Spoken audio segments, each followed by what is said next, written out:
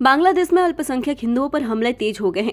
वहां सोमवार की रात ढाका यूनिवर्सिटी के कैंपस में सैकड़ों छात्रों ने भारत विरोधी नारे लगाए और विरोध प्रदर्शन किया। वहां हिंदुओं पर हो रहे हमले को लेकर भारत में भी काफी गुस्सा है।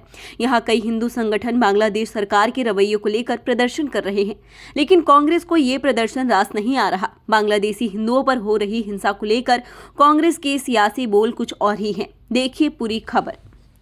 बांग्लादेशी हिंदुओं पर एमपी में राजनीति गर्म हिंदुओं पर हो रहे हमले पर कांग्रेस का तंज। कहां है 56 इंच सीना वाली? यह प्रदर्शन से क्या होगा आरएसएस वाले? पड़ोसी बांग्लादेश में हिंदुओं पर हो रहे हमले को लेकर देश भर में आरएसएस की रैली निकालने पर मध्य प्रदेश कांग्रेस ने सियासी निशाना साधा है।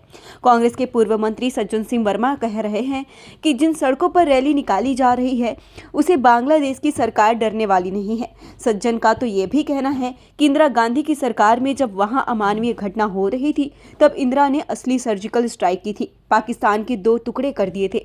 मुझे अपने देश की पूर्व प्रधानमंत्री इंदिरा जी की बड़ी शिद्दत से याद आ रही है, जिन्होंने पाकिस्तान में जब अमानवीय घटनाएं हुई थी तब उन्होंने असली सर्जिकल स्ट्राइक क्या होती है ये करके दिखाया था और अमानवीय घटनाएं रोकने के लिए उन्होंने पाकिस्तान के 2 टुकड़े किए थे।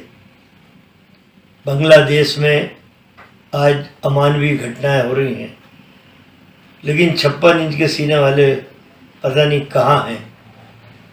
आरएसएस हिंदुस्तान की सड़कों पर रैली निकाल रही। मेरा उनसे अनुरोध है, आरएसएस के प्रमुख और तमाम लोगों से, कि आप जिस रास्ते से रैली निकाल रहे हो, बांग्लादेश की हुकूमत या सरकार डरने वाली तो नहीं है आपसे, लेकिन उन रास्तों पर कहीं 56 इंच के सीने वाला मिल जाए तो उसे जरूर पकड़ के उससे गुहार लगाना कि भाई बांग्लादेश में जो अमानवीय घटनाएं हो रही हैं कृपया उसमें हमारी मदद करो। मुझे आज अटल बिहारी वाजपेयी की भी याद आ रही है, जिन्होंने गोधरा कांड के समय कहा था तत्कालीन मुख्यमंत्री नरेंद्र मोदी जी को, गुजरात की धरती पे मोदी जी राजधर्म का पालन कीजिए। इन 2 महान शख्सियतों को मैं याद कर रहा हूँ। मणिपुर पे जल गया, पूरा जल गया मणिपुर। 56 इंच के सीने वाले कुछ नहीं मिले। बांग्लादेश में हाहाकार मचा है। 56 इंच के सीने वालों की संवेदनाएं पता नहीं कहाँ हैं। तो आरएसएस के लोगों से मेरा कहना है कि एक 56 इंच का सीने वाला ढूंढो, उससे गुहार करो, हो सकता है कुछ उद्धार हो जाए। बांग्लादेश में हिंदुओं पर हो रही हिंसा का ताजा मामला इस्कॉन के एक प्रमुख पूर्व नेता चिन्मय कृष्णदास ब्रह्मचारी की गिरफ्तारी से जुड़ा है। चिन्मय दास को पिछले महीने रंगपुर से हिंदू समुदाय के समर्थन में विरोध प्रदर्शन के बाद ढाका में गिरफ्तार किया गया था। उन पर देशद्रोह का आरोप लगाया गया है। 26 नवंबर को ढाका की एक अदालत ने उनकी जमानत याचिका खारिज कर दी। चिन्मय दास की जमानत पर सुनवाई 2 जनवरी तक के लिए टाल दी गई है। चिन्मय की गिरफ्तारी का भारत ने विरोध जताया है।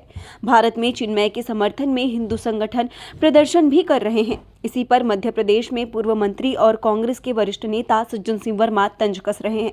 हालांकि इस पर बीजेपी ने भी प्रतिक्रिया दी है। याद रखें, जब भारत के शूरवीरों ने सबसे पहले पाकिस्तान में घुस के सर्जिकल स्ट्राइक की थी तो सबसे ज़्यादा पेट में दर्द कांग्रेसियों के हुआ था। और सेना के मनोबल को तोड़ने के लिए दिग्विजय सिंह समेत राहुल गांधी जैसे नेताओं ने सर्जिकल स्ट्राइक का सबूत मांगा था। तो ये तो सबसे पहले सज्जन सिंह को ही अपने आप को आईना देखना चाहिए।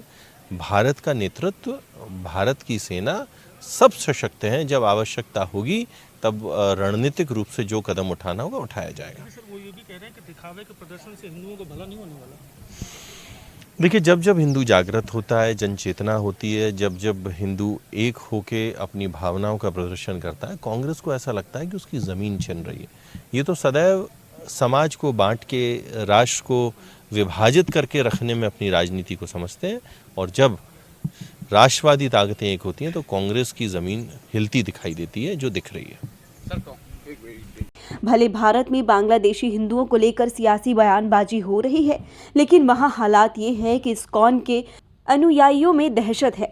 हमलों की आशंका के चलते इस्कॉन ने ढाका को छोड़कर चटगांव, कुश्तिया, खुलना और मेमनसिंह शहरों में मंदिरों के बाहर अपने सभी कार्यक्रम बंद कर दिए हैं। बांग्लादेश में इस्कॉन के 75 से ज़्यादा मंदिर हैं। उनके 60,000 फुल टाइम मेंबर हैं, जबकि 2 लाख से ज़्यादा प्राइमरी मेंबर हैं। ताज़ा तरीन खबरों के लिए आप हमारे YouTube चैनल अनमोल संदेश को सब्सक्राइब करें एवं शेयर करें। आप हमें फेसबुक, इंस्टाग्राम एवं ट्विटर में भी फॉलो कर सकते हैं।